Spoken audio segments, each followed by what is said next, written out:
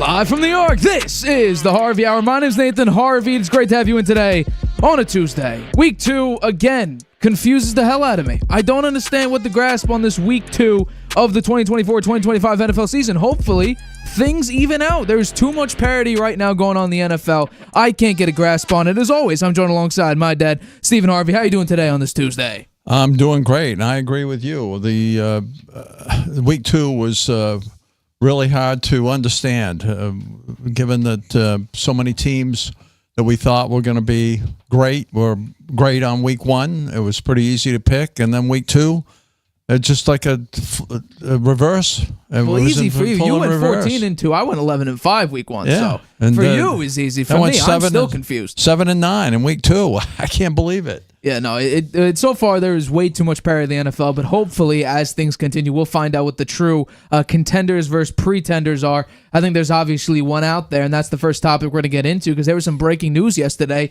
with 2023 first overall pick Bryce Young getting benched. Dave Canales said after the game, after their massive loss against the Los Angeles Chargers, that Bryce Young was the quarterback of the Carolina Panthers, and less than 24 hours later, the decision was made that no, it'll be Andy Dalton moving forward for the foreseeable future. After 18 of 26 against the Chargers for 84 yards and an interception, it was honestly kind of hard to watch Bryce Young operate. There were a lot of throws that would be made. He was actually one of the lowest pressured quarterbacks in Week 2, and he's still making some very, very poor decisions. But it's not looking good for him so far. He's 2-16 over his career thus far. He's getting benched for Andy Dalton in only year 2. So I would like to know, do you believe, because you had Bryce Young going number 1 overall in our mock drafts last year, do you think that this experiment with Bryce Young and the Carolina Panthers already in year 2 is already over? He's looking like a bust. Yeah, I have to admit it. He looks like a bust. I picked him to go number 1. He did go number 1 last year. Everyone thought that was a good pick, and no one was really criticizing it that much. I'm sure the Panthers are kicking themselves. Why didn't we pick C.J. Stroud? Why didn't we do it? Look what a great quarterback he's turning out to be. Bryce Young, just the opposite. I mean, his QBR so far, in this game this weekend, his QBR is 6.4. Huh? I mean, that's pretty bad. They lost 26-3. And he's 2-16, as you mentioned. Carolina traded up 8 spots with Chicago to draft him number 1 last year. They gave up 2 first-round picks. They gave up a great wide receiver and more. And now they're 0-2 this year. They were 1-2 in 15 last year. Now they're 0-2 this year, and they've lost by a combined 73-13. This year. I mean, that's horrible. And Canales, he said he supported Young right after the game, and then 24 hours later, as you said, Young is out and Andy Dalton is in. Apparently, the owner didn't have any say in this, but the general manager, Dan Morgan, executive vice president Brad Tillis were part of the discussion, but Canales says ultimately it was his decision to sit Young. You know, Andy Dalton, he said he can't wait for the opportunity to prove himself, but he also empathized with the Young. He said, when I came here, I wasn't sure I was going to get another opportunity to start again. I'm excited about what's ahead. It's a tough situation. I've been on both sides of it, and it's hard on everybody. But for me, I mean, I'm looking forward to it. Young, he didn't even know about it. He was blindsided by the news. He found out when everyone else found out about it, particularly after he got a vote of confidence from Canales after the game. Young had thanked him, Canales, for sticking with him. He says, Young said, I'm very blessed. Young said after the game, I'm grateful for this challenge. Not an ideal start, but God does everything for a reason. I have faith in that. And so I guess, I don't know, somebody was looking down from above to Canales and said, time to bench Bryce Young. And I can understand why they're doing it. He's really played so poorly. Dalton actually did play with them last year when Young had an ankle injury for one game.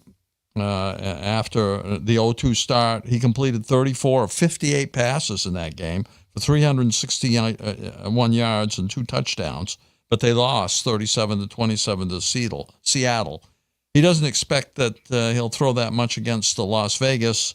They didn't plan to throw that much against Seattle. It's just there was nothing going in the running game.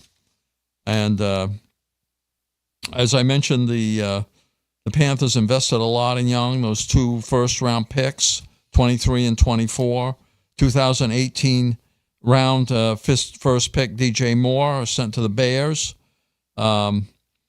Panthers signed Dalton a couple of years ago. He was 83 and 78 and 2 as a starter prior to the 2023 season. They wanted his experience and as a starter, coming off the bench, actually playing for the Bengals for a number of years, couldn't get much done in the playoffs. Coming off the bench for the Cowboys, the Bears, and the Saints. Canales says he gives him the best chance, Andy Dalton does, for moving forward. He had Young, his day against the Chargers was historically bad. He only passed for 84 yards. That's the 4th fewest in team history for a quarterback with at least 25 attempts. He became the 3rd player in the past 20 seasons to average 4 or fewer yards per dropback in 4 straight starts. He's had 3 interceptions and no touchdowns in the 2 starts this season. And Canales said, though, Young would be the starter heading into the game against the Raiders, but he did change his mind. And Canales wouldn't go into the specifics of about the conversation. So, interesting developments in Carolina, and I'm actually not that surprised that they've made this move. Maybe Young standing over there watching on the sidelines for a while will help. Well, I think already you could put your biggest bounce quarterback thing to rest, because there is I want to make this clear, 0% shot that Bryce Young will be the biggest bounce quarterback and have his stats boosted, the greatest amongst quarterbacks of last year. This is over. This is time of death, week 2 of the 2024-2025 season. This is it. Week 1. We're talking about worse than Jamarcus Russell level of bust. And we all agree, it could be Ryan Leaf or Jamarcus Russell. Those two are generally said to be the biggest busts, the biggest first overall bust in NFL history. Well, it looks like Bryce Young entered the category and may be the number 1 spot here. And is he in the most ideal situation? No. I would not say that this iteration, or even last year's iteration of the Carolina Panthers, is the most ideal. But we've seen quarterbacks go into non-ideal situations and not look this bad. I want to focus on Bryce Young specifically, because since entering in 2023 when he was drafted, these are his numbers. They're not good. In fact, they're dead last in everything. Record, completion percentage, passing yards a game, touchdown interception ratio, passer rating, last in everything. So to say that he's a good quarterback or has shown promise is not true at all. Because even when he's not pressured like he wasn't in week 2, he was pressured. There's a number out there on 2 of 28 dropbacks. That was the lowest in the NFL for week 2. He couldn't see the field. We have Adam Thielen extremely frustrated when he's wide open and Bryce Young doesn't see him. We have Deontay Johnson reportedly not even caring and not even listening to Bryce Young. They don't respect the kid, because has he earned the respect? No. His performance does not show that of a leader. It doesn't show that of a real game changer. It shows a guy who might be a little bit over his skis. That's what it looks like to me.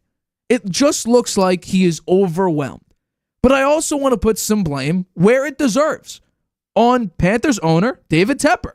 Because the way he has owned this team since coming in 2018, it's nearly impossible to be successful. And we've seen quarterbacks like Baker Mayfield, like even Sam Darnold, go to different teams with better ownership, with better coaching. And look at them now. They're undefeated so far they're undefeated so far. But think about this. Since he came in 2018, there's been 1, 2, 3, 4, 5, 6, 7 coaches. 7 coaches so far that David Tepper has hired and fired. Most of them, 2 of them actually, mid-season. Ron Rivera got fired mid-season. Matt Rule got fired mid-season. 3. Frank Reich, Matt Rule, and Ron Rivera all got fired mid-season or around mid-season. They never finished out the year. The constant turnover of leadership, of coaching. Normally, in a business that has high turnover, that's generally not a good business. The Carolina Panthers are not a good business. There is a reason why. David Tepper's trying to find success in diamonds in the rough. Try to figure out what coach fits, and if it doesn't, let's get rid of him. There is no consistency. And when you're a young quarterback, that is probably the number one thing you need, a level of consistency. If you don't have it, the likelihood that something is going to go wrong, your development is going to hinder because of it, is extremely likely. And that's what we've seen so far, not even for rookie quarterbacks, not even for young quarterbacks. Even veterans are struggling underneath the Carolina Panthers system. And you bring up the draft picks, you're right. They flipped Christian McCaffrey, DJ Moore, and Brian Burns for 2 tight ends, an edge rusher, a cornerback, and Bryce Young, all of which have made little to no impact. And they also, from those trades, got 2 seconds, a third, a fourth, and 3 fifths. It cost them 2 firsts, 2 seconds, a fifth, plus Caleb Williams. So the chances that the Panthers are all of a sudden going to find, hope in Andy Dalton, or even a level of success with Andy Dalton, I don't see as likely, but I will give him a little bit of credit because in that one appearance in 2023, he did have the highest passing yards for the entire 2023 season on the Panthers. Bryce Young never, in every game he played last year, never amounted to more passing yards than Andy Dalton did in one singular game. Which that, on top of that, makes it worse for Bryce Young, showing that he might be a little bit over his skis when it comes to quarterbacking, at least for the Panthers. Now, could he go somewhere and succeed? That likelihood is probably significantly less than even a Daniel Jones. Well, I'm not sure what team might want him. The fact that Carolina's offensive line is giving him good protection. He's not getting much pressure. He's just not finding the receivers and reading the defenses correctly. That's the key thing for a quarterback. Yeah. Well, just take a look at every draft class since 2021. We might even push it to 2020, but let's go to 2021. Trevor Lawrence now doesn't look that great. I think he's 1-7 he might be 0-7 in the last 7 starts. Mac Jones, Trey Lance. Justin Fields actually kind of looks competent now, so he might actually emerge as the better quarterback amongst all those. But that draft class entirely is not great. You go to 2022, Kenny Pickett, first-round quarterback. He's a backup for the Eagles right now. 2023, C.J. Stroud is obviously hands down the best quarterback there. But Bryce Young looks like a complete bust. Brock Purdy, last player drafted. Right. 2 years ago. Last player in the draft. Like, some of these quarterbacks that are in the first round are complete whiffs. And everybody knows quarterback is the most important position. Yeah. It is also probably the hardest to draft. No, you never know. You never know. A lot of times the quarterbacks that they make out to be great are going to be world beaters and NFL stars and Hall of Fame quarterbacks that don't amount to much of anything. In fact, the the Heisman Trophy winners generally have not done well, except maybe Baker Mayfield, who is having a great year so far. Yeah, Baker's having an incredible year. But it looks like this experiment's already over. Even think about this: Dave Canales faced a lot of quarterbacks. Geno Smith looked great. Baker Mayfield looked great. Bryce Young can't get it going. Something is missing here. It can't be Dave Canales because look at some of the. Think about this: Geno Smith was considered a throwaway piece. He was considered a bust. Baker Mayfield considered a bust. He's playing great this year. He's playing great. Geno Smith has played he's played pretty well. Over 300 yards against the Patriots. Right, so he's played well so far. The Patriots have a decent safeties and cornerbacks. But like what I'm saying is Dave Canales clearly is not the missing link for Bryce Young. It may just be he isn't a good quarterback. And there's nothing like maybe Canales went into the film room and said, we can't salvage anything. There's nothing to work with. I think the leadership told him enough. I think that's where it came from. I'm not sure the film made that much difference. He watched the whole game. He was standing there. He's the head coach watching the whole game. He had a front row seat for it. He saw everything that happened. So he knew how Bryce Young played. He told after the game, he said, Bryce is going to continue to be the starter. And then less than 24 hours later, he said, no, that's because it came from above, from him. His bosses told him, enough is enough. Let's try Andy Dalton. We don't want to lose every game this season. Well, I think it's a serious chance that if Bryce Young stayed out there, let's say they play him the entire season, 0-17, That's very rare. I don't think any team has gone 0-17. They've gone 0-16. I think the latest team to do that was the Cleveland Browns, and then they drafted Baker Mayfield. But the Panthers would definitely be probably the only serious candidate for 0-17. I think Andy Dalton raises that a little bit, but still, Adam Thielen, very respected wide receiver, veteran. He was a very decent receiver with the Vikings, and a great compliment to Justin Jefferson when Jefferson came over there. He's getting extremely frustrated. Deontay Johnson, he's had his blow-ups here and there, but not even giving Young the time of day. There's no respect. Bryce Young has lost his talent around him. Now, the reason I gave him the bounce quarterback for this year is because his results were so horrible last year. I just said it's a very low bar to jump over. Yeah. I figured he'd be able to improve more than anybody else off those stats. So far, I think they might even be worse. No, they are. No, it looks pretty bad. But let's get into last night's game, because there was controversy, I guess kind of, not really, on this particular play, which I'm going to play right now. Saquon Barkley, 3rd and 3, up by 3, decide to dish it off to Saquon Barkley in the flat, and he drops the pass. A lot of people say, oh, why don't you run the ball? Nick Sirianni says, hey, there was stuff in the box. We didn't want to run it. We thought pass it, which some people disagree with. But this is the most controversial play, because then it led to a field goal. Kirk Cousins driving down, 58 yards, probably more than that, and in a very, very small time frame. Getting the game-winning touchdown, Darius Slay didn't know where he was, too busy focused on Kirk Cousins. But yeah, the Falcons got an upset victory. Kirk Cousins, prime time, come from behind, game-winning drive victory. I don't know how many times that's happened in his career, because he's normally seen as a primetime bust. Yeah, well, the people who were burying Kirk Cousins eating crow this week. Absolutely. Yeah. I'm one Cousins of them. Back from the dead. Yeah, apparently. He played great. I think I said this early on. Kirk Cousins didn't get a chance in the preseason. They didn't even let him play one snap. The guy was rusty. His first game out, that he was rusty. I think and he made a lot of mistakes. He didn't have the timing down with his receivers, etc. To bounce back from that game against the Steelers to what he played last night, pretty impressive, I'd have to say.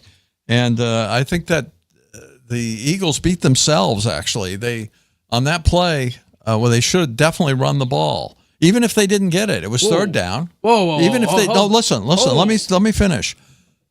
Even if they hadn't gotten it, that was third down. They still had fourth down, and the clock would be running. The Falcons couldn't stop the clock. Ooh. The clock would have run down to about a minute, and even if they decided to kick the field goal, then it wouldn't have left enough time for the Falcons to. It took them 1:05 to run that last series drive to get down and score that touchdown. There was only 1:38 on the clock when they got the ball, so the clock would have been under a minute. They wouldn't have had time to move down the field and score. So it was a bad mistake for them. The play was wrong. They should have run the ball. That was a mistake. I fully disagree. It was the right play call. Look at the play again. He's wide open. That's the play. Yeah, but he dropped it. Yeah, but saying that a drop is the wrong play call, they should have read it. The route was open. Saquon just dropped the pass. But I want to go. How surprising? It stopped the clock. Right, but I want to know, how surprising was this victory for the Falcons? To me, I was shocked. I couldn't believe it. I thought the Eagles were going to manhandle them, actually, given the way the Eagles played against the Green Bay. I mean, Green Bay I saw as one of the top teams, and the Eagles beat them. So, and not even on a neutral field, actually. And this was at home in front of their own fans, who are some of the wildest fans in the NFL and supportive. I thought that they'd walk away with it. I didn't think that would be that close. Well, no, I'm stunned, because I know what, I shouldn't be. Because we talk about this Philadelphia funk, what's going on. Last season, they completely implode the last 6 or 7 games of the season. And then we look at Green Bay's game, and I thought the defense was pretty good, because they had 2 opportunities within their own 15-yard line after a Jalen Hurts interception and I believe another turnover. And they stopped them. Instead of 14 points, they got 6 points, and they were able to hold them in the red zone. I thought the defense showed up there. But in this one, I'm sorry. let's talk about that last drive before we get into the drop, not drop, bad call again. What are you doing? There's a minute 5 left? I don't think the Falcons have a single timeout. You're playing prevent defense? What? They need a field. You have to generate pressure. That's the big thing. Kirk Cousins, now while he looked a little bit better, he finally took a snap under center, which is a good thing. But I think the key here is you got to pressure him. That's the big thing. You have to put pressure on Kirk Cousins. And he didn't. There was no blitz, no pass rush, no nothing. There was a 4-man rush and prevent defense. So what did Kirk Cousins do? Let's just play the sideline. 2 out routes, over the middle throw. Why not? Keep the clock running. Let's keep moving the ball down. In 3 plays, they basically moved the length of the field. And then Darius Slay on the final touchdown staring at Kirk Cousins. Your objective is not Kirk Cousins. Your objective is Drake London. And I'll give him credit. He admitted he was wrong. He admitted he screwed up there. But to not put pressure, to not blitz, that's a problem. And guess what? Philly didn't blitz Kirk Cousins a single time until they reached the Philadelphia 7-yard line. And you know what they did? They forced an incompletion. If only they did that, I don't know, once or twice before they were on the Philadelphia 7. Instead, they just played prevent defense and let Kirk Cousins, it isn't even dinking and dunking. Kirk Cousins actually had great throws, great deep shots, great intermediate shots. But then the offense. I want to get into this argument about the should have been run, as you say. I think the play call is fine. I do. Because I understand. You want to keep the clock moving. You want to keep it going. You want to waste as much time as you possibly can. But think about this. Let's bring it up one more time. The play was there. This is just a Saquon drop. Yeah. The play call was perfect. Absolutely perfect. Because, yes, there were, 9 guys, 8 guys right there about to go out, for the run. Saquon was open. My only concern is that they needed to use Saquon much more than they actually did. Like, what's the number? I have it here. They barely used Saquon at the very beginning of the game. And also, I'll say this. Kellen Moore needs to figure out what the hell Jalen Hurts is doing. Because there were some play calls, like, for instance, on the second to last drive of the game. The second to last drive, because I'm including the kneel down drive. Jalen Hurts throws a very poor pass that got picked off when the receiver wasn't even open. You have time there. You have game to play. You don't need to take a deep shot. And it was just he was hit. When he threw it, he got hit. It just was not good. Absolutely. So Saquon is this offense. We saw that in Green Bay. Saquon runs this offense. He is the key cog of this offense. Kind of funny. It was the key cog of the Giants offense and looks like a very key piece of this offense, especially with A.J. Brown out. You needed Saquon more. And instead, you handed off to Kenneth Gainwell a bunch of times? No. Saquon Barkley is this offense. Give it to him. No. Like, for instance, this is what I wanted to find. So, the opening drive, right? Eagles at the 15-yard line. Gainwell for 4. Gainwell for 2. Incomplete pass, turnover on downs. Gainwell ran it twice at the Eagles' 15-yard line. Why? Saquon is the running back. Let him do what he does best. I think they were trying. They want to get one of those other running backs more into the rhythm of the game and in some important plays because they know they can't ride Saquon Barkley the whole season. They're worried about him running out of gas. So that might have had something to do with it, that they want to preserve him a little bit. They were going to give him a little bit of a break in this game, which turned out to be a mistake. Well, yeah, no, because I finally found it. Saquon didn't get a single snap until the second offensive series. Why? To open the game up, you have Kenneth Gainwell out there. You don't give Saquon an opportunity. Yeah. So you clearly have to put him out there. And guess what? On his first 4 carries, he got 39 yards. So that just shows Saquon is kind of this guy right now. Yeah. Especially with Jalen Hurts. I think he had 1 interception in this game. So that means that in the last 19 games, he has 18 interceptions. No. Well, he did play reasonably well, though. Hurts did. I mean, his scrambling ability helped them get one drive, wound up with a score. I don't know if he's supposed to look fast, but he looks slow. I think that despite the mistake, you don't think it was a mistake. I do. I think they should have run the ball there. They would have burned more time. Even if they didn't get it, they would have burned the clock down enough so that they wouldn't have left the Falcons with enough time to get down the field for the score, probably. And then, not using Barkley as much as they should. Maybe that was another thing. But I think one thing they'll look back on this game and look at the number of positive gains that were wiped out by penalties, including 3 illegal men downfield flags, and even the positive plays that stood occasionally came with a catch. Hurts scramble and spike, which drew a delay of game penalty. That was for 53 yards. There's simply too many for the team that intends to contend. I think Philadelphia largely played well enough to win, but it's mismanagement at the end and the errors that caused so many penalties were the reason they lost. Those penalties are bad, man. One of them gave a 41-yard gain. It was called back for a penalty. It's very disappointing to see a team that looked actually pretty good and have a great performance in week 1 come out and have this many mistakes. 9 penalties. Like Nick Sirianni, his seat just got warmer. His seat just got a little bit warmer because the way that Atlanta looked in week 1 against that pass rush, and that's another thing. Where's Philadelphia's pass rush? Do they miss Hassan Reddick? I think so. The Hassan Reddick is being missed by 2 teams. The team that traded him away and the team that traded for him. Yeah.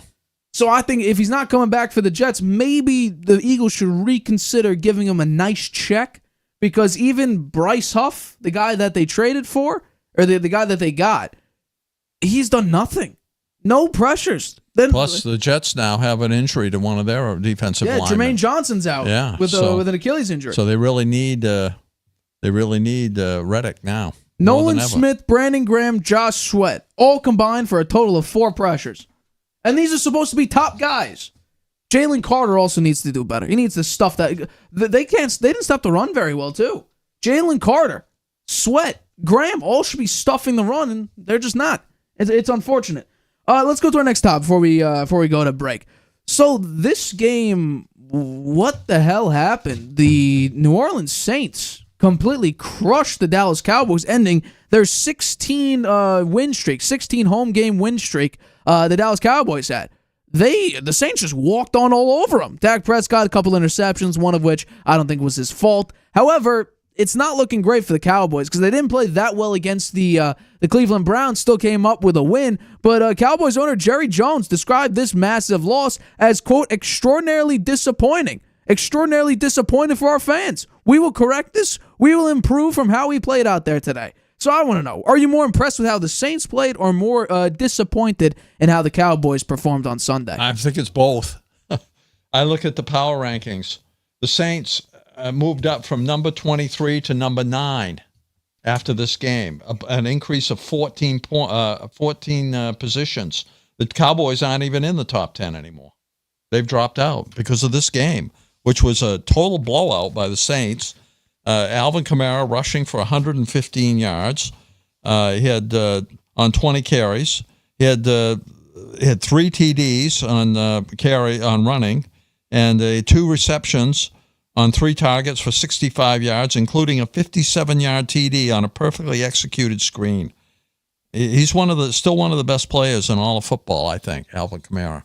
Yeah, look at that pass. That was from Carr to Shaheed, and he really that was a perfect pass. Look at Kamara here, untouched.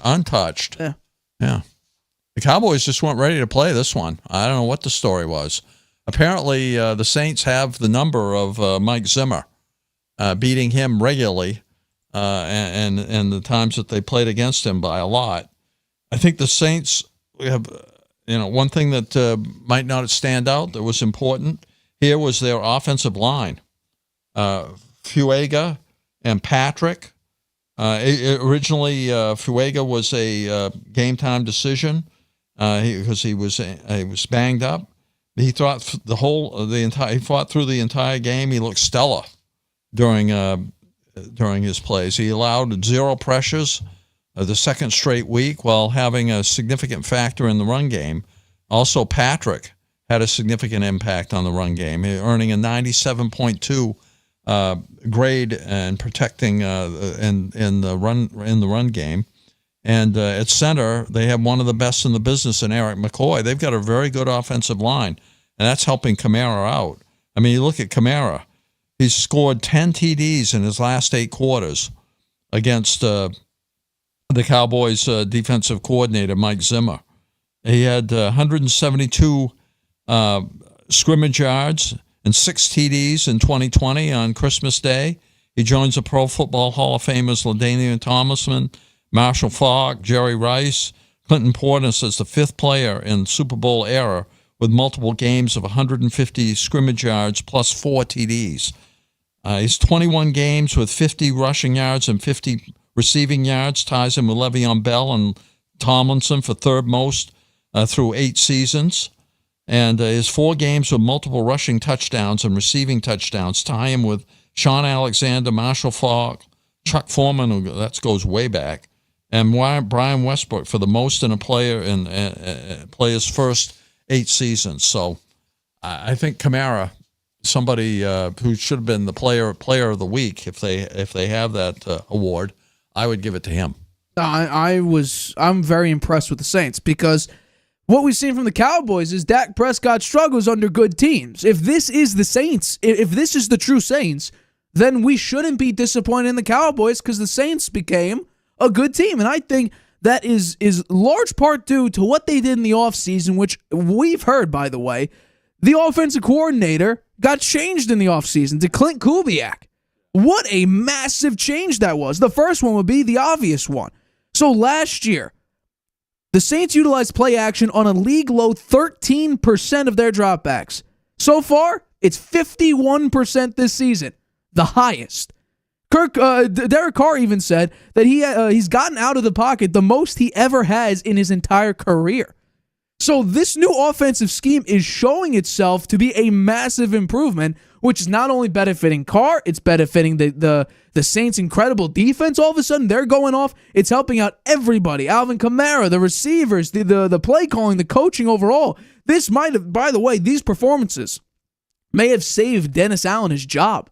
Because if they came out here 0-2 and they don't look good, or Derek Carr keeps making mistakes, if I believe the old offensive coordinator's name is Carmichael, if he's just drawing up a horrible offensive game plan, I wouldn't be surprised if midway through the season we saw Dennis Allen fired. But now with Kubiak out there, my God, what a change it has been. But the Cowboys, what do we expect, right? First of all, Mike Zimmer, not a great start. Yes, they did win week 1. Absolutely. But we have to realize that 2 touchdowns came on 14 possessions. 2 touchdowns, 14 possessions. So offensively, they were not great. 19 points came off field goals. Congratulations to Brandon Aubrey, best kicker in the league so far. He's doing all the work for the Cowboys. But the defense looked bad in this game against a Saints team that we might have underrated, except New Orleans fans who saw their team all of a sudden, offense coordinator change, new piece being added, another growth in the system. Derek Carr is improving. Offensive line added Fuaga, who, by the way, has done a great job this season so far. Very, very underrated player. Rookie, he's done a great job. Penning also did a great job in this game. Run blocking, pass blocking, stopping. Micah Parsons in this game was essentially a big nothing burger. So I think right now, Derek Carr is in a great place because there was a report by The Athletic saying that Derek Carr has gotten advice from Drew Brees, Peyton Manning. Drew Brees and Peyton Manning on how to be a better quarterback. And this is a direct quote from The Athletic. Carr got advice on how to get off to a faster start in a new offense engineered by Clint Kubiak. He emulated the mental rep strategy Brees was known for, running through the entire practice script every day before the rest of the team showed up. So Derek Carr's here to play. And this is kind of what I was hoping to see from Derek Carr because I was a Derek Carr defender when he first came to the Saints. When he was supposed to lead this division. When he was supposed to be a massive improvement for the New Orleans Saints. And it didn't turn out to be that way. He went 9-8.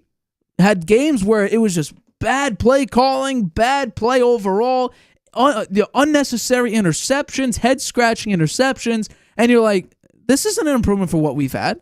We've had better. But now it looks like this is the Derek Carr that maybe Saints fans were waiting for. Maybe Derek Carr fans were waiting for. So all around, I mean, Derek Carr has been on an absolute tear. And a massive help is that they have, I think, the second or third easiest schedule in the NFL this season. So we could see a Saints team that just absolutely explodes when no one's expecting it to. I mean, they have an easy schedule, and they probably beat the toughest team that they had on their schedule and killed them. Speaking of, I just want to say, Mike Zimmer, the Cowboys, by the way, this game was the fourth most points they've given up at home since 2000. 2013 against Peyton Manning, they let up 51. 2020 against Baker Mayfield and the Browns, they gave up 49. Tom Brady in 07, 48. And then Sunday, 44 to Derek Carr. Well, I think the Saints may have a prolific offense. They've scored on 15 consecutive drives to begin the season. That's pretty amazing. Huh? I think that's the first. That's like the most in history. Yeah. They have the biggest point differential of any team in the league by far, 62 positive. The Chargers are second with 35. They scored 47 points in week 1, 44 in week 2. It's amazing, right? I mean, their offense is unstoppable. Yeah. Yeah. They combined for 91 points this season, the most of any team in its first 2 games in the last 15 years. It ties the 1971 Dallas Cowboys at 91 points for fourth most points in a team's opening 2 games in NFL history. Only the 1968 Oakland Raiders, 95 points. The 2009 New Orleans Saints, interestingly, 93 points. And the 1920 Rock Island Independents, 93 points, have scored more than 8. Going way back. That's important to know. I think I want to bring up these touchdowns again that I briefly showed. Like, these are untouched. These are not like you have to fight for it. I mean, Kamara's just going behind his offensive line. This one, Derek Carr stepping up in the pocket, sailing it over to Shaheed for a massive touchdown. Was that 70 yards?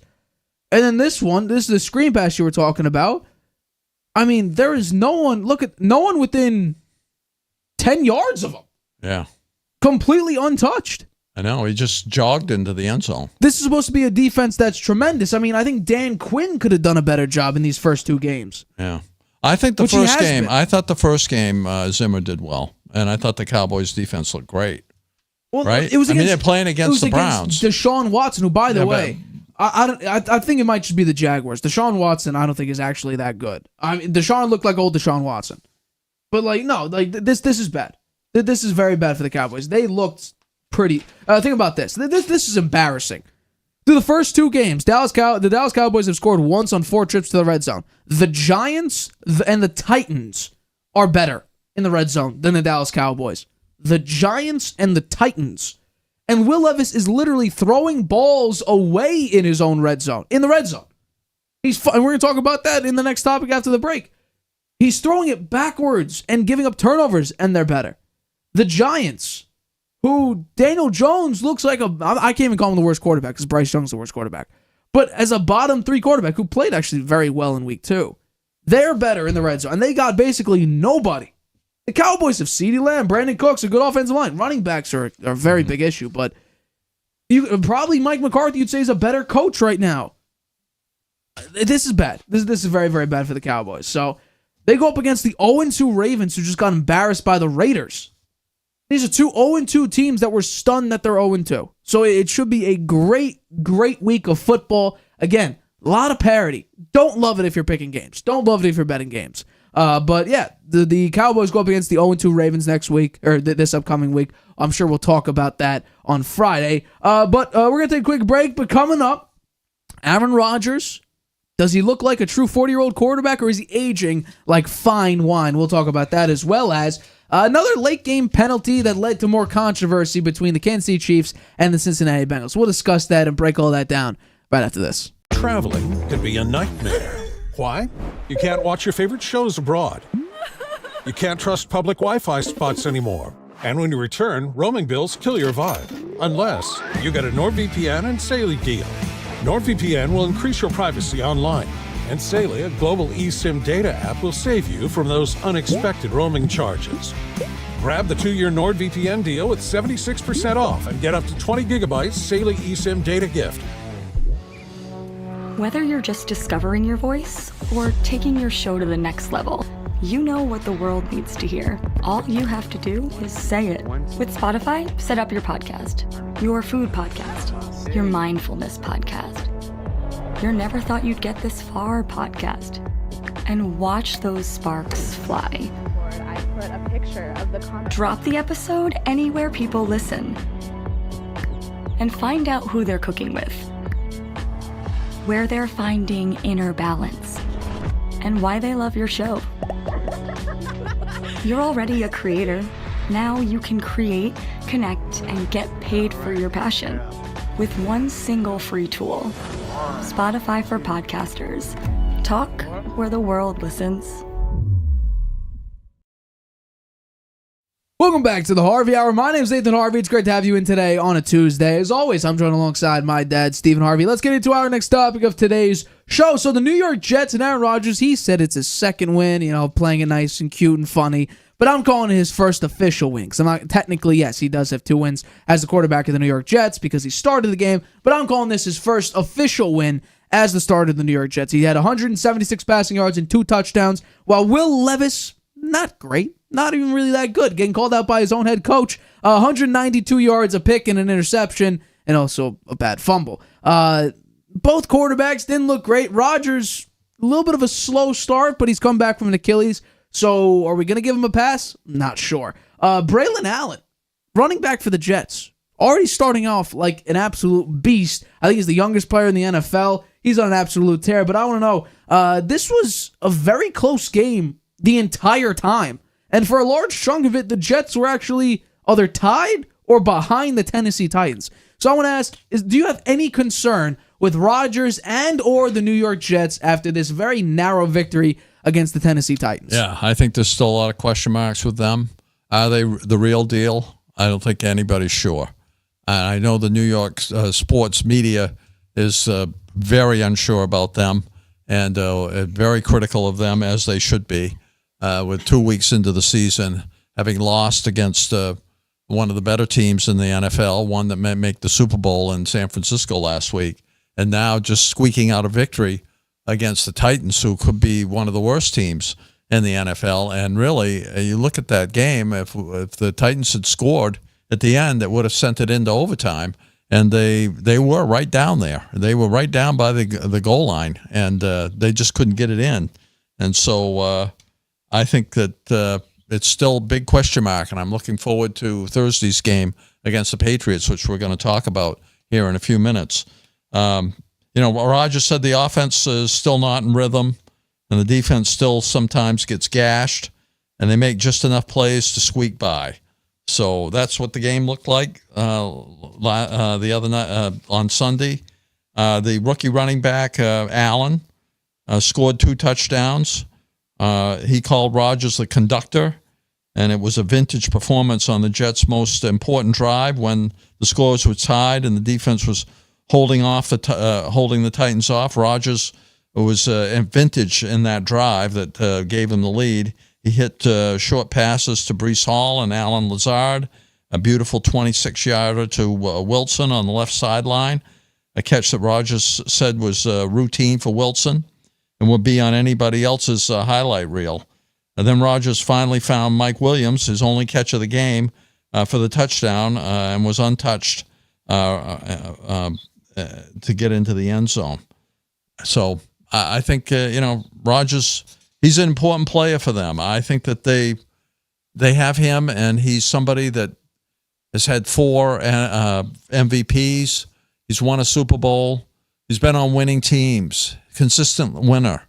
I think having him as a leader is really important. Is he the head coach of the Jets? Maybe. I don't know. It seems like they go along with what decisions he wants to make.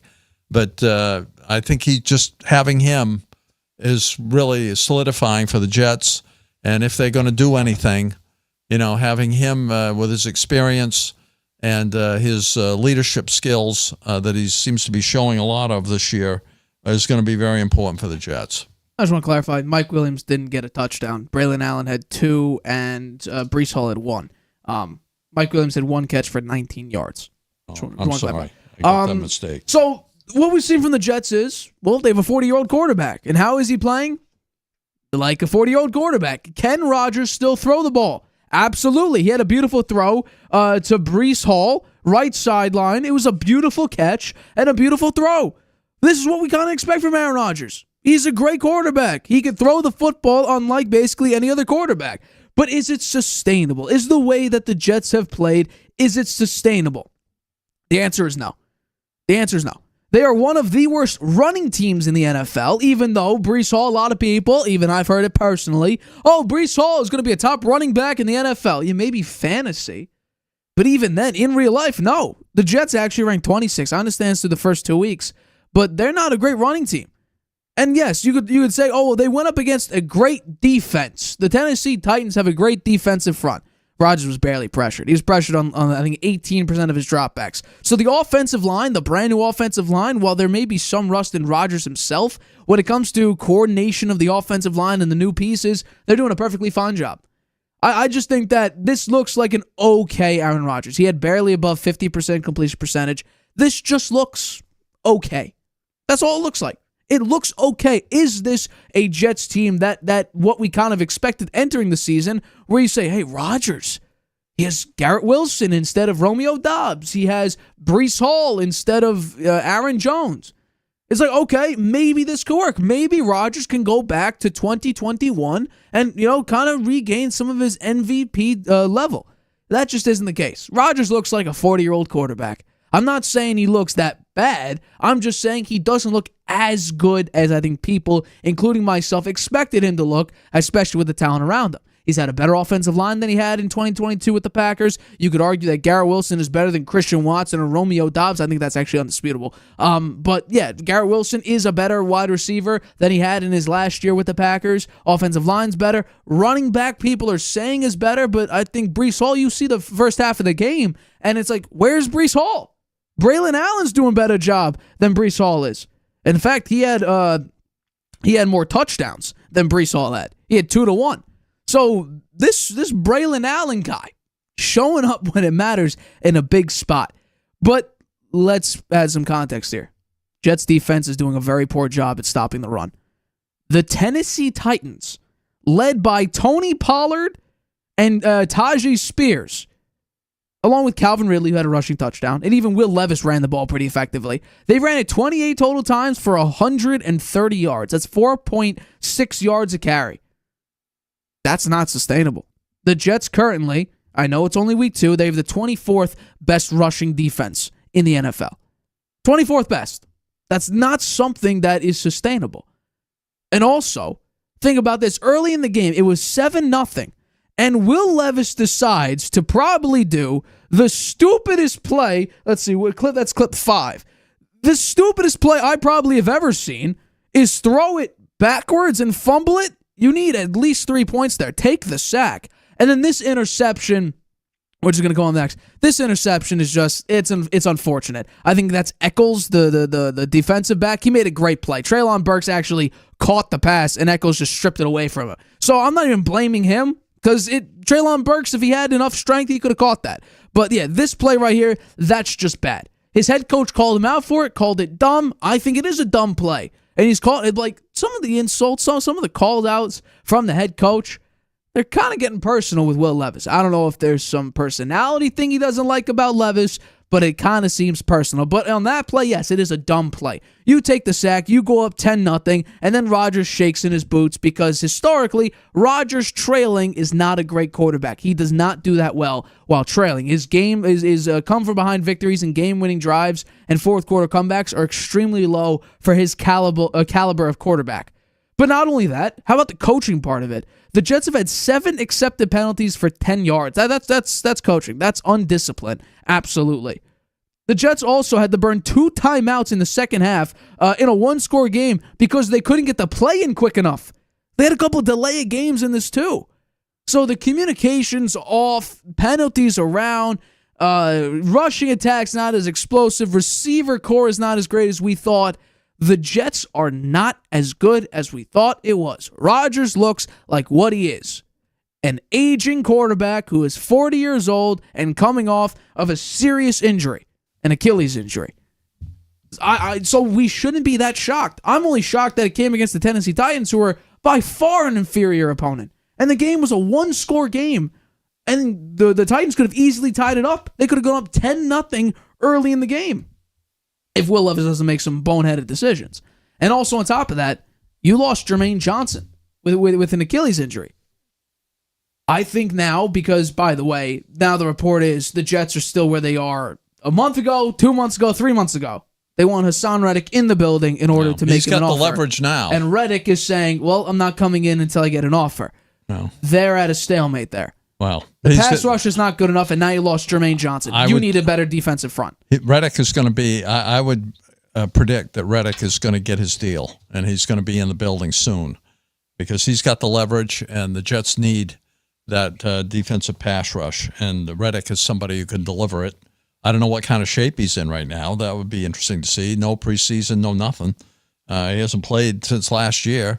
I don't know. He's probably trying to keep himself in shape, but there's nothing like the preseason games and the training camp to get somebody in shape. You're not going to be in as good a shape as that. I think I agree with a lot of what you said about Aaron Rodgers. He is older, 40 years old. He does have that injury. He says, he admits, he says, we're early in the process.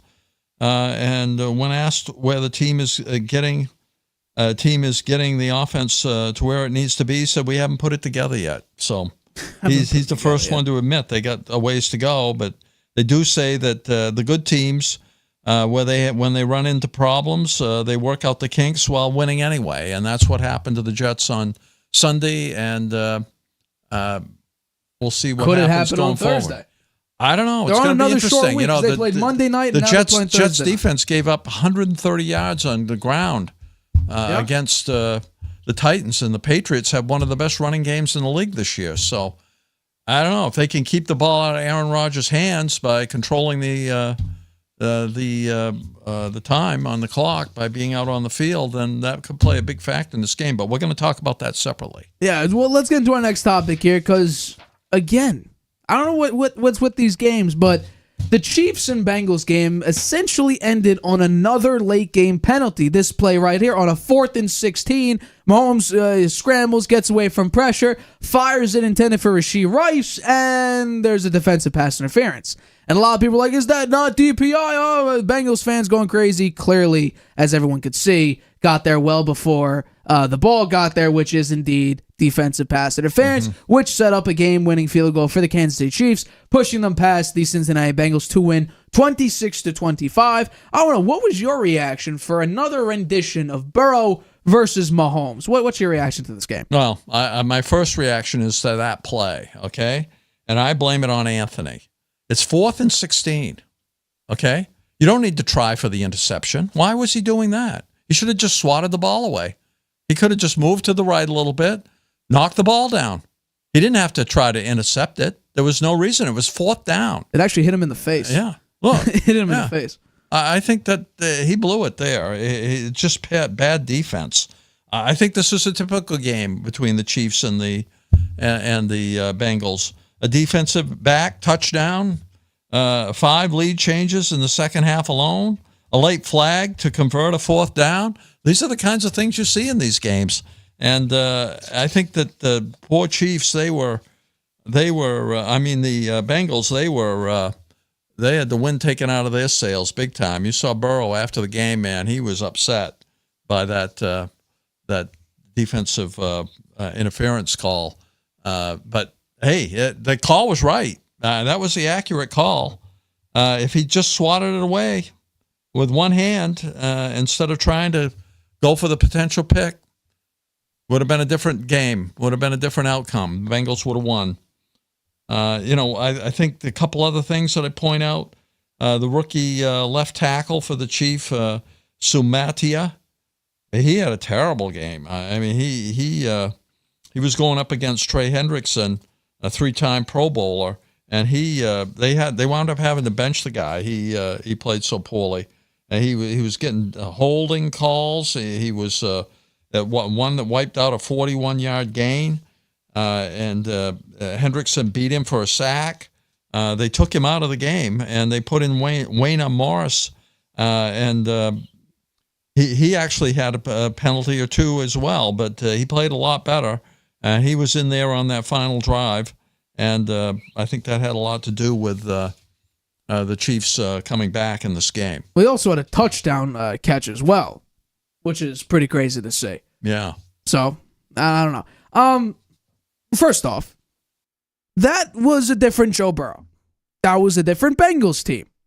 I'm not sure exactly what we saw, because what the Bengals looked like in week 1 was confusion, poor play, looking lost, not really that good. And against the Chiefs, where Burrow historically, especially in the regular season, absolutely dominates, and this is another game where Burrow outplays Mahomes, but it doesn't really matter at this point, is one of the best quarterbacks in the league, the only guy to really go toe-to-toe with Mahomes, dishing it around, making good plays. This is a different Joe Burrow. I don't know what version of Joe Burrow we're going to get next week. I just don't.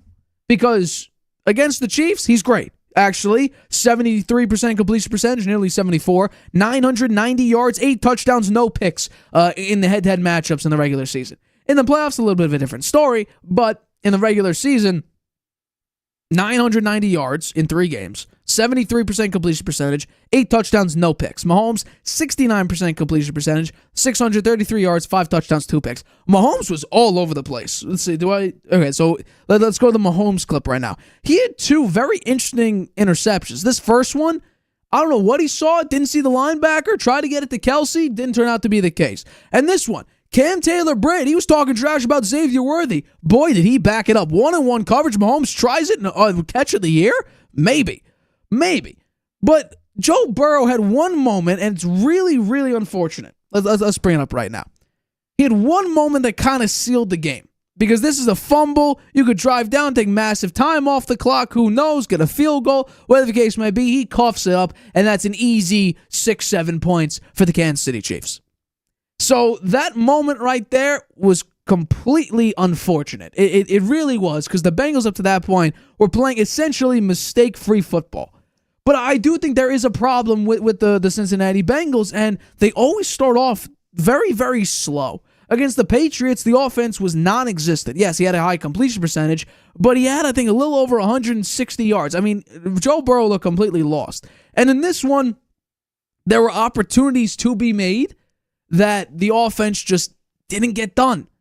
The Cincinnati defense did not do as good a job as I thought. I had the Chiefs winning and covering a 5.5 point spread. I did not expect the Bengals to come out here and actually put up a decent game just because of what we saw. But overall, Mike Gesicki had a good game. On a 4th and 4 in the first quarter, he caught a pass from Burrow for 37 yards on 1st and goal. I mean, to get the ball around, Jamar Chase dealing with a contract situation, frustrations mounting. He had an unsportsmanlike penalty late in this game where Burrow had to go up against him and be like, hey, yo, chill out. We're trying to win this game, and you just cost us 15 yards. That's not great. Also, Jermaine Burton had a great catch for 47 yards, 3rd quarter. I mean, to get the ball around to people, because you don't have T. Higgins. Tyler Boyd's gone. Jamar Chase is basically gone. Where is he? Who knows? It's been a while since I saw him say Jamar Chase touchdown. So I think that this game was impressive in the sense of this looked like a different Bengals team. The Chiefs, on the other hand, Travis Kelce, where is he? Where is Travis Kelce? Would you believe, and this is crazy that I found this number, that Mark Andrews and, I think it's Mark Andrews and Travis Kelce have less fantasy points, and I think less of everything, than Brock Bowers combined. Would you believe that? Brock Bowers has more. I think he's number 1 in receptions, yards, and touchdowns, if I'm not mistaken. So, Travis Kelce's gone. But they have Xavier Worthy. They have Rashee Rice. Hollywood Brown's out for the entire regular season, which that's unfortunate. They just lost Pacheco, but they brought in he broke his Hunt. leg. Yeah, he brought in Kareem Hunt today. So that's a nice reunion. They'll probably use him in some crazy way. The Chiefs always figure out a way to do that. They still have Hilaire. Right? But he's on the injured reserve right now. Right, which I don't. Right now, that doesn't mean anything. It's not a physical thing. Right, either. but what I'm saying is like that doesn't mean anything right now. He's not there. Who's there? That's what I care about. But Mahomes doesn't look that great. He just doesn't. Yeah, he's thrown quite a few interceptions already this year, right? Yeah, it's one of his worst starts. But my confidence level is the 2-0. same. Is the same as it was entering this year. Of no, this is going to be a really, really good team. They're going to win a lot of games. They have Patrick Mahomes. I got a question for you. Sure. So in the first quarter, the Chiefs converted on a fourth down a couple of plays earlier. They got the ball down to 1 yard line, and on fourth down, they kicked a field goal. What do you think about that call?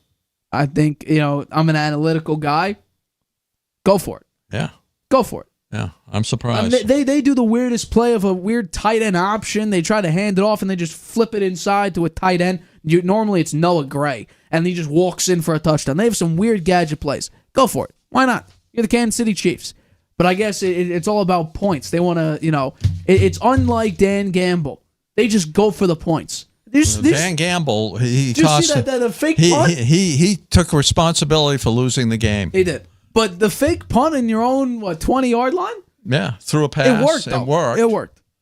But still, he said, "I cost us the game. I take full responsibility." Andy Reid plays what does safe. that say to the players? I think he needs to be a little more conservative. Accountability. Well, accountability, but they tell him, "Hey, you know what? We would have won the game if you hadn't made so many boneheaded plays." Any coach could say that, though. Yeah. Think about this: if Brian Daboll decided, let's try out our punter, see if he could actually make a punt instead of going for two-point conversions, they wouldn't have set history for scoring 3 touchdowns, not giving up a single touchdown, and still losing.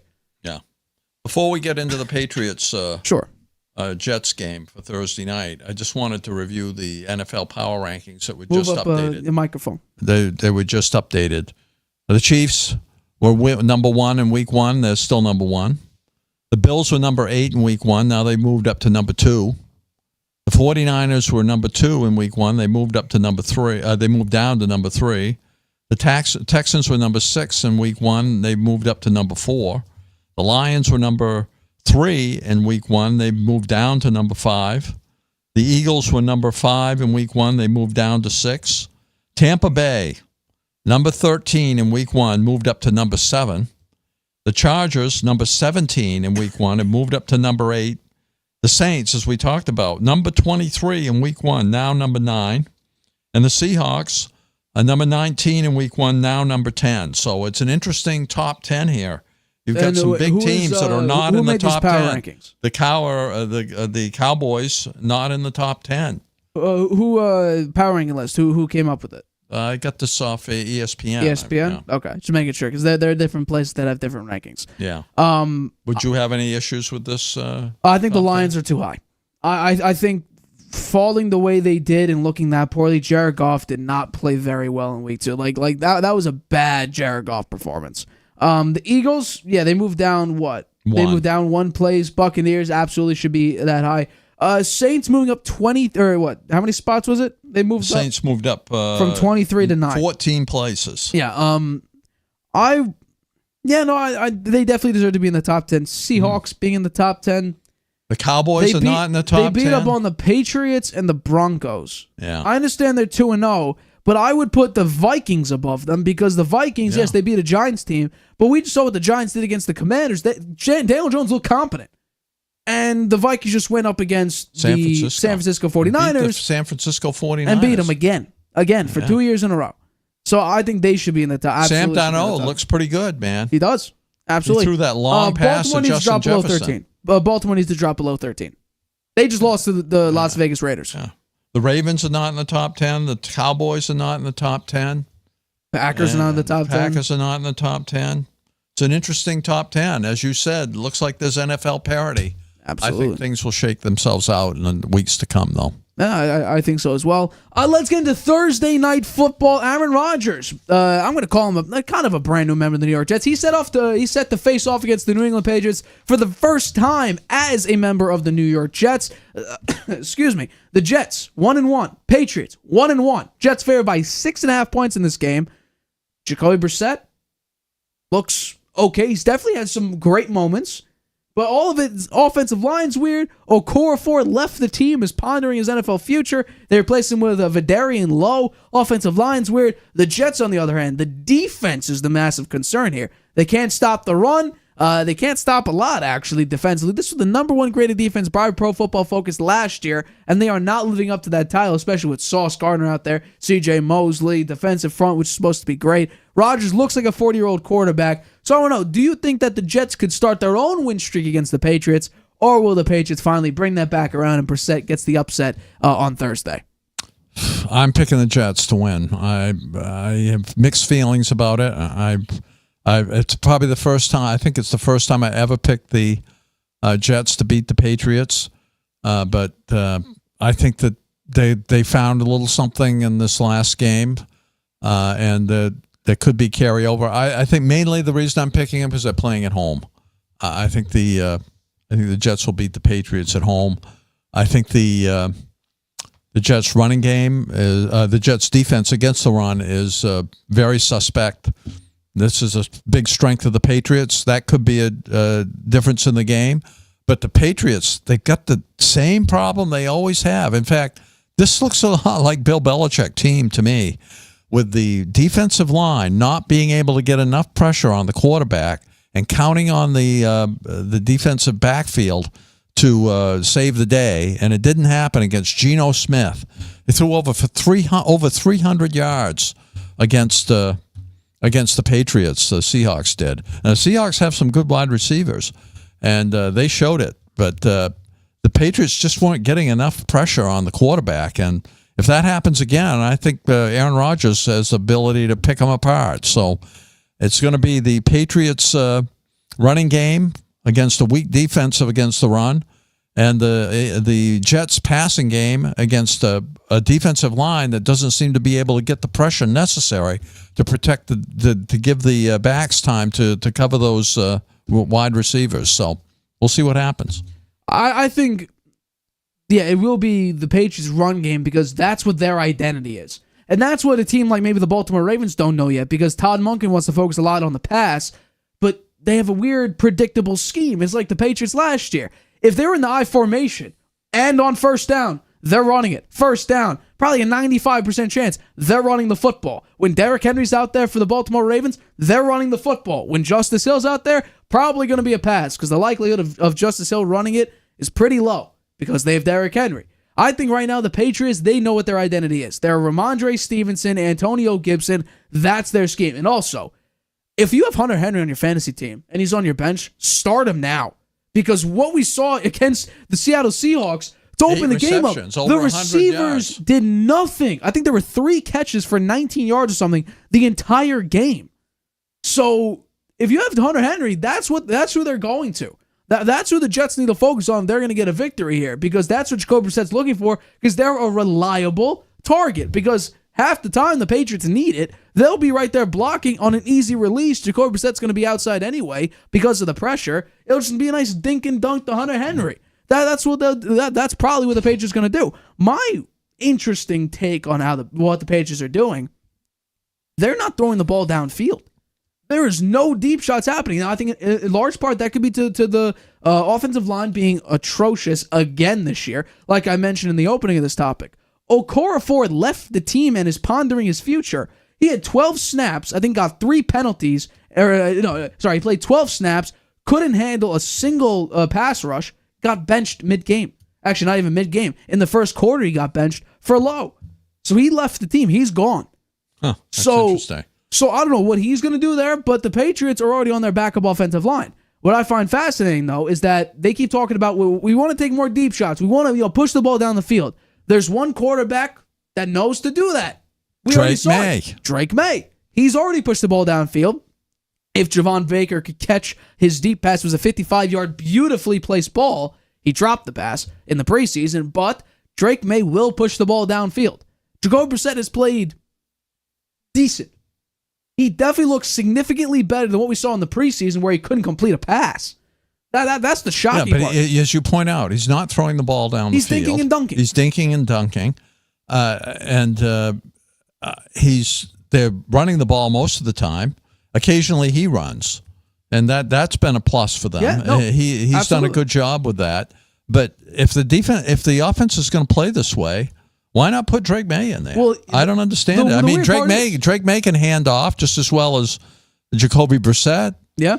He could dink and dunk, but he can actually throw the ball down the field. I think it'd be worth a try to get a look at him and see what he might be able to do. It could open up the offense a little bit more. Maybe make the teams worry a little bit about a pass that's more than 4 or 5 yards. Well, I think what's fascinating is that even Jerron Mayo said this. Normally, the backup quarterback gets 5% of the starting reps in a normal situation. The Patriots are giving May 30% of the offensive snaps, of the first team reps. Yeah. So that process of moving from bridge to rookie, or I don't know if it's going to happen this season or it'll be from bridge to now second-year player Drake May, but that is an interesting situation that I think that this year for the Patriots is simply, let's just throw stuff at a wall and see if it sticks.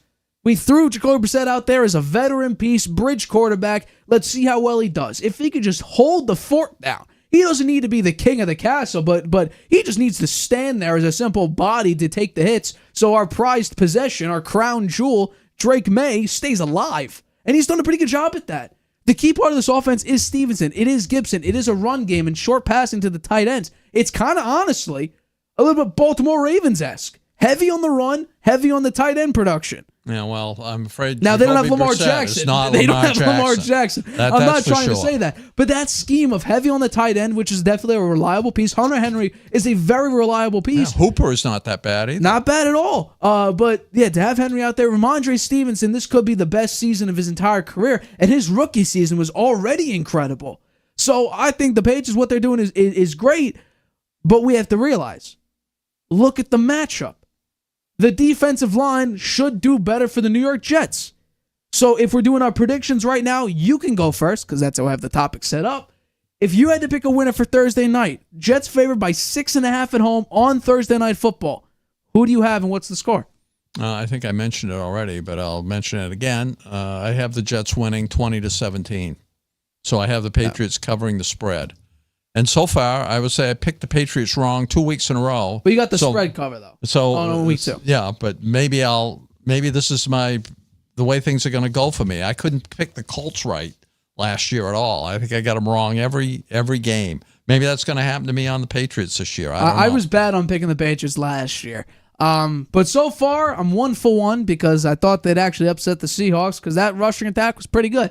But yeah, I'm agreeing with you. The score is a little bit different. I do think the Patriots score 17, but I'm saying the Jets score 3 points more, 23-17. Patriots still cover the point spread, though. So those are our picks for Thursday Night Football. It should be exciting to watch. Rodgers' first game as a New York Jet against the brand new and honestly shocking New England Patriots. We all thought they were going for the number 1 overall pick just because of the level of talent, and they came out and said, no. We don't have an identity. You don't know our identity. We'll show it to you. They're actually fun to watch this year. Fun to watch. I think it was fun to watch, actually. I mean, the running game, a running game that actually does something. You know, the running game was like 2 yards and a cloud of dust. It was really very poor. They've been able to open some holes. Look at Gibson; he had 96 yards on Sunday. That was a really good performance for him. And having Ramondre as the number 1 back, having the 1-2 punch, I don't know. It could be. I might be wrong about the game on Thursday night. I think it's going to be very close. 185 yards against a Seattle defense that didn't allow the Broncos to do anything in the run game. Yeah. Anything. The problem was the 300 yards given up against the pass to Geno Smith. That's what killed them. And they didn't get enough pressure on the quarterback. They need to blitz a little bit more. How about a few more blitzes? And then how about throwing the ball down the field just a few times? Even if they don't hit it, they're too predictable. They're getting a little too predictable on offense. Everyone knows they're going to run it. So that's going to be a dink and dunk. Throw the ball down the field a little bit more. Even if you don't complete it, it will at least try to keep the defense honest. Okay, I'm changing my pick. Flip the team. I'm going Patriots win 23-17. I'm flipping my pick. Patriots win 23-17. Can you do that? Hey, it's our show. We get to determine the rules anyway. The show's not over yet. So yeah, I'm flipping my pick. Patriots win 23-17. The pass rush. Okay, well, if you're doing it, I'm going to do it too. I'm flipping my pick. Patriots win 20-17. 20-17. And you know what? My guess is we're probably going to both be wrong. We're talking ourselves into the New England Patriots who don't know what the hell they're doing. I'm a Patriots fan, man. Look, I got Tom Brady hanging up behind me. You still picked the New York Jets to win. Well, I'm reversing it. All right, there we go. Picks thrown out the window then. Yeah. Because I'm thinking the pass rush went up against a Tennessee Titans team that still, according to PFF, has a bottom 3 offensive pass blocking line. So, and Will Levis still was millimeters away from winning. If he doesn't throw it backwards, that's a 10-point lead, and Rodgers doesn't do well behind. And think about this, rushing defense-wise, the Jets, according to Pro Football Focus, are 28th in the league. They just lost Jermaine Johnson, an interior, they are losing pieces. They're not going to throw it very often. Sauce Gardner, he won't get thrown at. And on top of that, why not throw this out? Christian Gonzalez apparently is a top-tier cornerback in the NFL. He's allowing no production to any top-tier receivers. If he stays healthy, he should be at least regarded as one of the top defensive backs in the NFL. More pressure on the quarterback. You got to get to Aaron Rodgers. He's not as mobile as he used to be. He's coming off an Achilles injury. Get some pressure on him. Blitz a few times. Well, we want to be careful about, you know what? I'm sticking to my pick. 23-17 New England Patriots. I had to flip. I flipped my pick. I talked, I think you too, into picking the New England Patriots. So there we go. We both had the Patriots winning. Hopefully, they'll be able to restart their win streak as they had for 7.5 years before Week 18 of last season, where Trevor Siemian ended Bill Belichick's, at least for now, ended his coaching career. But for this episode of the Harvey Hour, we thank you for the constant support. If you want to help out the show and also smell and feel your greatest, drsquatch.com/Nathan Harvey. $10 off orders of $20 or more for first-time customers. We thank you for helping out the show, and we appreciate it. And also, enjoy some of the best-smelling soaps that money can buy, absolutely. But yeah, for this episode of the Harvey Hour, my name's Nathan Harvey. That's my dad, Stephen Harvey. We're the co-hosts of the Harvey Hour. Catch us Friday, week 3 of picks. I had a winning week in the Harvey Hot Hand. We're going to keep going with it moving forward. But yeah, we'll see you Friday, 6:30 p.m. Eastern for week 3, right here on YouTube. Night, Grandpa. Traveling can be a nightmare. Why?